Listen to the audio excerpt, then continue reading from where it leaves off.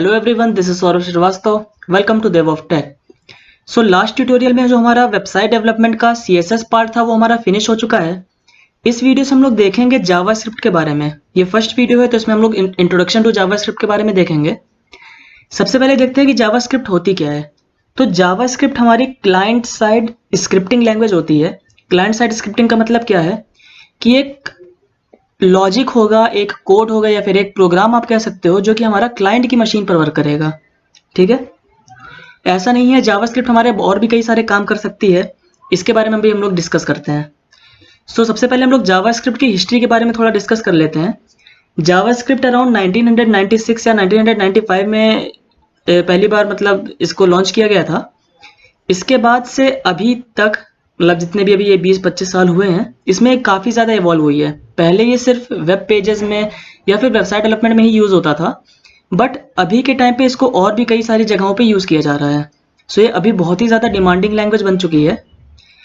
अब हम लोग देखते हैं कि पहले हमारी जावास्क्रिप्ट कर क्या क्या सकती है। ठीक है, तो मैं नोटपैड खोल लेता हूँ ताकि आप स्क्रीनशॉट लेके आप उसको नोट्स ले सकते हो मेरे।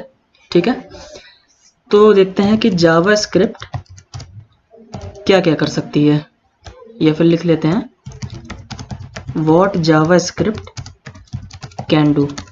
चलो, सबसे पहले फॉर एग्जांपल मेरा एक वेब पेज है। ठीक है, मैं अपने वेब पेज में कुछ चेंजेस करना चाहता हूं, मगर मैं चाहता हूं कि जो मेरा पेज है वो दोबारा रीलोड ना हो। मतलब कि मुझे केवल अपने वेब पेज के HTML के छोटे से पार्ट को चेंज करना है विदाउट रीलोडिंग माई पेज। ठीक है, तो उसके लिए हम लोग जावास्क्रिप्ट का यूज करते हैं। क्या लिखूंगा मैं, add new HTML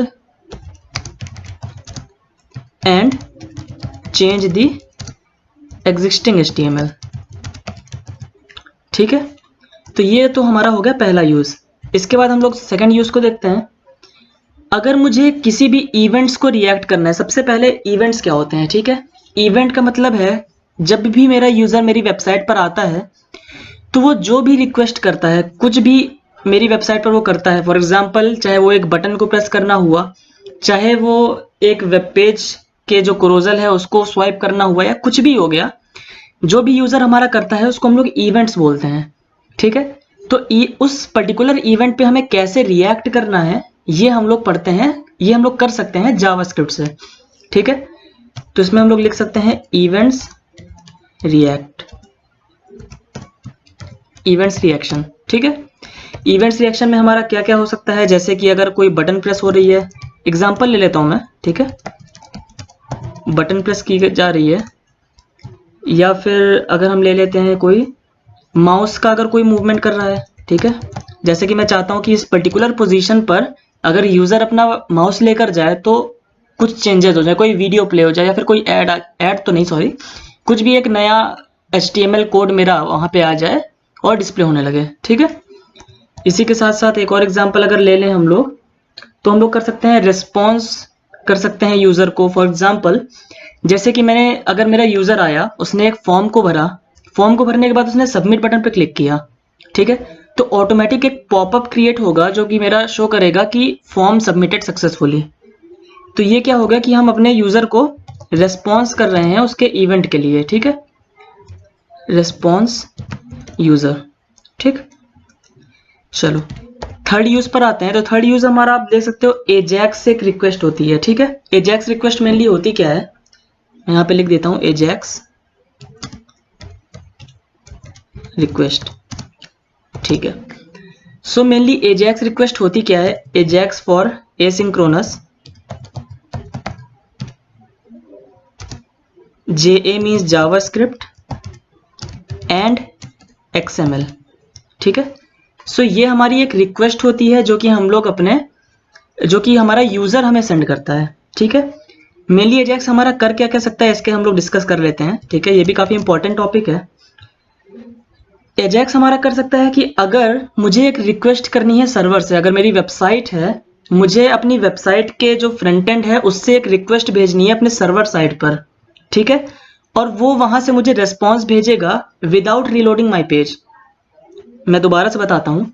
for example, अगर मेरी एक वेब पेज है, मेरी वेबसाइट है, मैंने उस वेबसाइट पे कोई एक पर्टिकुलर इवेंट किया, उस इवेंट की वजह से क्या होगा कि एक रिक्वेस्ट जाएगी मेरे सर्वर पे, ठीक है। वो सर्वर पे मेरे एक रिक्वेस्ट जाएगी और मेरा सर्वर रेस्पॉन्स करेगा जो भी मैंने उस पर कोड लिखा होगा, ठीक है। सो जो भी हम लोग रिक्वेस्ट करते हैं सर्वर को, ये हम लोग एजैक्स फॉर्मेट में कर सकते हैं। एजैक्स में भी हमारी कई सारी चीज़ें आती हैं, ठीक है। जैसे कि एजैक्स के अंदर फॉर्मेट्स ले लेते हैं हम लोग, जेसन फॉर्मेट हो गया, XML फॉर्मेट हो गया, HTML फॉर्मेट हो गया, और कोई टेक्स्ट फाइल भी अगर हमें भेजनी है तो वो भी हमारा एक एजैक्स फॉर्मेट में ही आ जाएगा, ठीक है। तो मैं यहाँ पे पॉइंट्स लिख देता हूँ।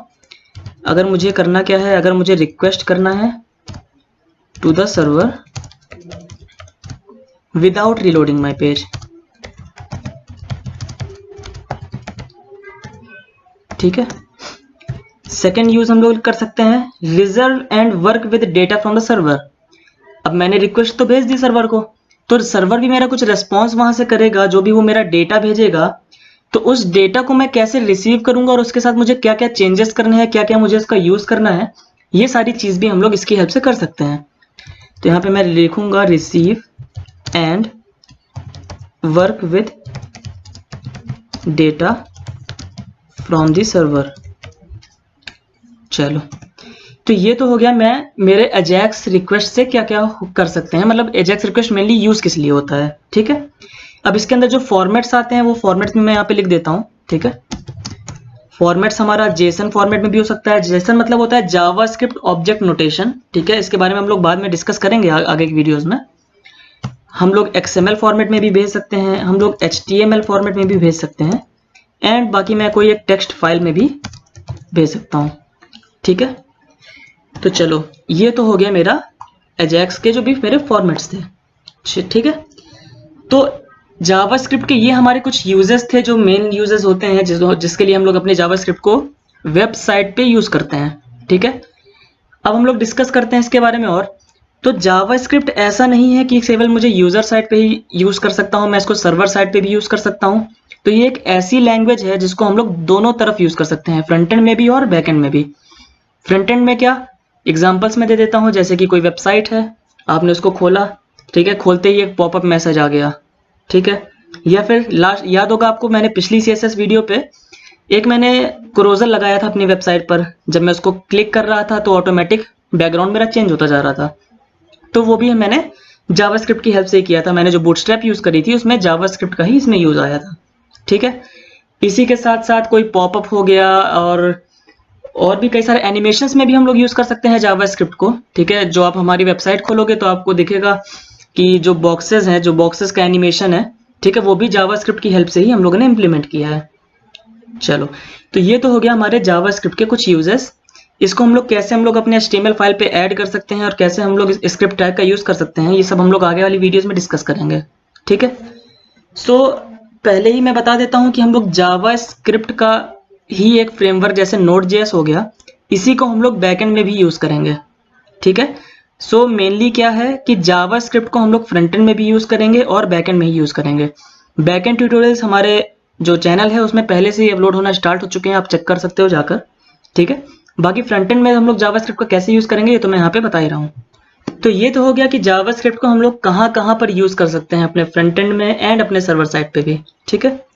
इसी के साथ साथ कई बार क्वेश्चन अराइज होता है कि जावास्क्रिप्ट के फ्रेमवर्क्स के बारे में। सो जावास्क्रिप्ट फ्रेमवर्क्स मेनली होते क्या है, फ्रेमवर्क क्या होता है इसकी डेफिनेशन मैं आपको पिछली वीडियो में बता चुका हूँ, तो आप उसको चेकआउट कर सकते हो। जावास्क्रिप्ट फ्रेमवर्क्स हम लोग इसलिए यूज कर सकते हैं, फॉर एग्जांपल अगर मुझे अपने वेबसाइट पर एक कॉम्प्लेक्स ऑपरेशन परफॉर्म करना है, कॉम्प्लेक्स ऑपरेशन कोई भी हो सकता है, ठीक है। सो चाहे वो सर्वर साइड पे हो चाहे वो फ्रंट एंड साइड पे हो, ठीक है, उसके लिए हम लोग जावास्क्रिप्ट के फ्रेमवर्क्स को यूज कर सकते हैं, ठीक है। तो कई सारे ट्रेंडिंग फ्रेमवर्क्स हैं जावास्क्रिप्ट के, जिनमें से सबसे ज्यादा डिमांडिंग अभी चल रहे हैं एंगुलर हो गया, व्यू हो गया, रिएक्ट हो गया, एम्बर हो गया। कई सारे फ्रेमवर्क्स हैं, मैं यहाँ पे इसके नाम लिख देता हूँ थोड़े जो भी ट्रेंडिंग वंस हैं, जावास्क्रिप्ट फ्रेमवर्क्स, ठीक है। जैसे कि angular.js, react.js, vue.js, इसी के साथ साथ ember.js, meteor.js, और भी कई सारे फ्रेमवर्क्स हैं जैसे कि मिथ्रिल, ठीक है। सो ये तो हो गए हमारे जावास्क्रिप्ट के फ्रेमवर्क्स। तो जावास्क्रिप्ट का जो इंट्रोडक्शन पार्ट था वो भी इतना ही था। नेक्स्ट वीडियो से हम लोग डायरेक्टली देखेंगे कि कैसे हम लोग अपने HTML पेज पर, अपने फ्रंट एंड पेज पर जावास्क्रिप्ट का यूज़ करेंगे। बैक एंड डेवलपमेंट के लिए हम लोग Node.js का यूज़ कर रहे हैं। वो ट्यूटोरियल्स पहले ही हमारे चैनल पर अपलोड होना स्टार्ट हो रहे हैं, तो आप उसको चेकआउट कर सकते हो। ठीक है, so this was all about introduction part of JavaScript. अगर आपको कोई भी क्वेरी है तो आप हमारे Instagram page @developers of technologies को फॉलो कर सकते हो, और आप वहाँ पे सीधे DM करके आपको कोई भी क्वेरी है आप डायरेक्टली आस्क कर सकते हो। डिस्क्रिप्शन बॉक्स पे हमारे इंस्टाग्राम पेज का लिंक आप चेकआउट कर सकते हो। So thank you, kindly subscribe the channel so that you will never miss the upcoming videos notifications. Thank you.